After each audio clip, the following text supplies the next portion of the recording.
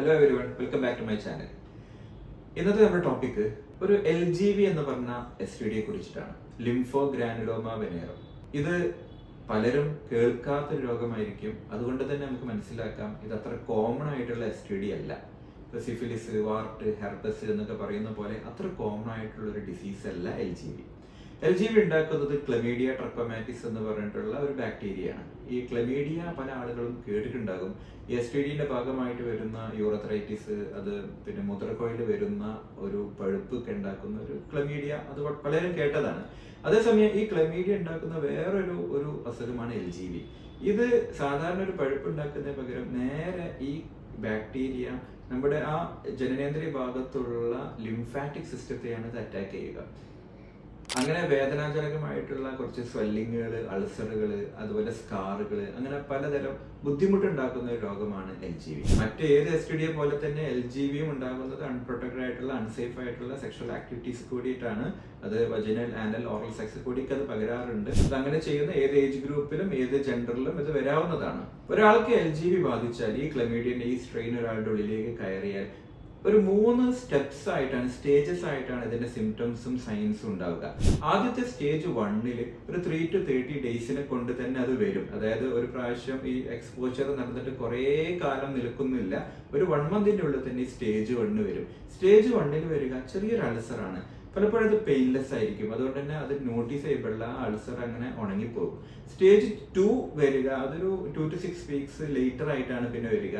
അത് വരിക നല്ല പെയിൻഫുൾ ആയിട്ടുള്ള ഒരു സ്വെല്ലിംഗ് ആയിട്ടായിരിക്കും. നമ്മുടെ നാഭിയുടെ ഭാഗത്ത് അവിടെ ലിംഫിനോഡിനെ ഇത് ബാധിച്ചിട്ട് നല്ല ലിംഫിനോഡിന് വലിയൊരു സ്വെല്ലിംഗ് വന്നിട്ട് നല്ല പെയിൻഫുൾ ആയിട്ടുള്ള കണ്ടീഷൻ ആയിട്ടാണ് ഇത് പലപ്പോഴും വരിക. ഈ ക്ലമീഡിയ ആനൽ സെക്സ് കൂടി ആ ഭാഗത്താണ് ബാധിച്ചിട്ടുണ്ടെങ്കിൽ ഈ റെക്ടൽ ഇൻഫെക്ഷൻ ആയിട്ട് വന്നിട്ട് ആനൽ പെയിനും ഡിസ്ചാർജും ബ്ലീഡിങ്ങും ഒക്കെ ആയിട്ടാണ് ഇത് വരിക. അപ്പോൾ പലപ്പോഴും അത് ഇൻഫ്ലമേറ്ററി ബവൽ ഡിസീസ് എന്ന് പറഞ്ഞിട്ടുള്ള വേറെ അസുഖമുണ്ട്, അതാണോ എന്ന് തെറ്റിദ്ധരിക്കാറുണ്ട്. ഇനി സ്റ്റേജ് 3 ലോങ് ടേം കോംപ്ലിക്കേഷൻസ് ആണ്. അത് ഈ സ്റ്റേജ് 2 കഴിഞ്ഞിട്ട് കുറെ മാസങ്ങളും കുറെ വർഷങ്ങളും കഴിഞ്ഞിട്ടാണ് സ്റ്റേജ് 3 വരിക.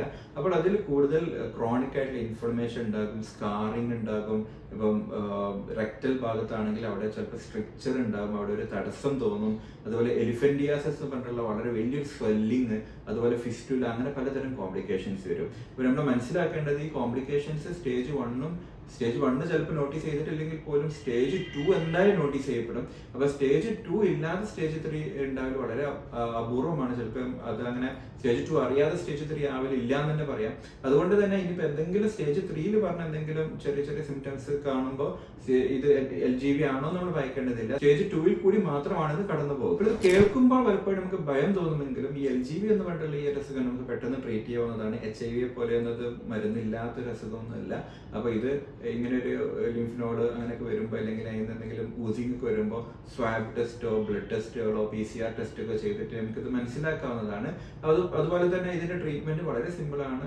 ചില ആന്റിബയോട്ടിക്സ്, ഇതിനായിട്ടുള്ള ആന്റിബയോട്ടിക്സ് അത് കറക്റ്റ് ആയിട്ടുള്ള ഡോസിൽ കറക്റ്റ് ആയിട്ടുള്ള ടൈമിൽ കഴിച്ചിട്ടുണ്ടെങ്കിൽ അത് കംപ്ലീറ്റ് ആയിട്ട് തന്നെ മാറുന്നൊരു ടൈപ്പാണ്. നമ്മൾ എപ്പോഴും ശ്രദ്ധിക്കേണ്ട ഒരു കാര്യം എന്താ വെച്ചിട്ടുണ്ടെങ്കിൽ ഇതൊക്കെ ഒരു കോംപ്ലിക്കേറ്റഡ് കണ്ടീഷൻസ് ആണ്. അപ്പൊ നമ്മൾ ഒരിക്കലും ഇങ്ങനെ കണ്ടീഷൻസ് ഉണ്ടാകുന്ന രീതിയിലുള്ള അൺസേഫ് ആയിട്ടുള്ള ഒരു ആക്ടിവിറ്റീസിൽ ഇടപെടാതിരിക്കാൻ എപ്പോഴും നല്ലത്. അതുപോലെ ഇത് വരാതിരിക്കാനുള്ള പ്രോപ്പർ പ്രൊട്ടക്ഷൻസും കാര്യങ്ങളൊക്കെ ഉപയോഗിച്ചിട്ടുണ്ടെങ്കിൽ ഇതൊക്കെ വരാനുള്ള ചാൻസ് വളരെ കുറവാണ്. അപ്പൊ എന്തെങ്കിലും ഇങ്ങനത്തെ സിംറ്റംസ് കാണുന്നുണ്ടെങ്കിൽ പിന്നെ അത് വെച്ച് നിൽക്കരുത്. അത് പിന്നെ വേഗം ടെസ്റ്റ് ചെയ്യുകയോ ആവശ്യമുള്ള ടെസ്റ്റ് ചെയ്യുകയോ ഡോക്ടറെ കാണിച്ചിട്ട് പെട്ടെന്ന് ട്രീറ്റ്മെന്റ് എടുത്തിട്ടുണ്ടെങ്കിൽ കംപ്ലീറ്റ് ആയിട്ട് തന്നെ മാറിപ്പോകുന്ന അസുഖമാണ്. അപ്പോൾ എല്ലാ വീഡിയോയിലും പറയുന്ന പോലെ തന്നെ STD എന്ന് കേൾക്കുമ്പോൾ തന്നെ നമ്മൾ ഭയക്കേണ്ടതില്ല. HIV, ഹെപ്പറ്റൈറ്റിസ്, അങ്ങനെ കുറച്ച് അസുഖങ്ങൾക്ക് മാത്രമാണ് ഇത് ലൈഫ് ലോങ് ആയിട്ടുള്ള ഒരു കോംപ്ലിക്കേഷൻസ് കാര്യങ്ങളൊക്കെ ഉള്ളത്. അതേസമയം മറ്റുള്ള ഈ ഗൊണോറിയ, ഹെർപ്പസ്, അതുപോലെ ഈ പറയുന്ന LGV, ഇതൊക്കെ ആന്റിബയോട്ടിക്സിനെ കൊണ്ട്, ചെറിയ മെഡിസിനെ കൊണ്ട് തന്നെ മാറ്റാവുന്ന കണ്ടീഷൻസ് ആണ്. ഇപ്പൊ എന്തെങ്കിലും ബുദ്ധിമുട്ടുണ്ടെങ്കിൽ അടുത്തുള്ള വെനറോളജിസ്റ്റിനെയോ ഡെർമറ്റോളജിസ്റ്റിനെയോ ഒരു മടിയും കൂടാതെ കാണിച്ചിട്ട് പെട്ടെന്ന് ട്രീറ്റ്മെന്റ് എടുത്ത് പെട്ടെന്ന് തന്നെ അതിന്റെ ക്യൂർ ഉണ്ടാക്കേണ്ടതാണ്. അപ്പൊ എന്തെങ്കിലും സംശയം ഉണ്ടെങ്കിൽ കമന്റിൽ ഇടുക, ഞാൻ അതിന് ഉത്തരം തരാൻ ശ്രമിക്കുന്നുണ്ട്. Thank you all.